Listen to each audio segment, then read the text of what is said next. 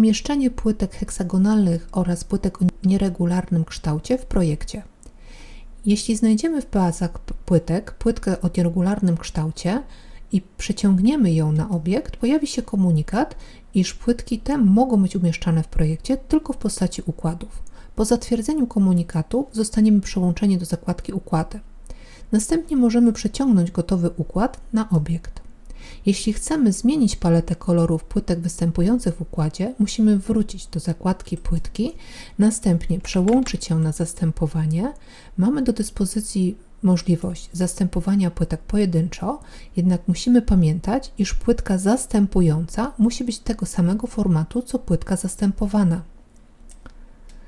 Jeśli chcielibyśmy zmienić wszystkie płytki w układzie, wybieramy sposób rozmieszczenia na całym obszarze i zastępujemy płytkę płytką. Dziękuję za uwagę.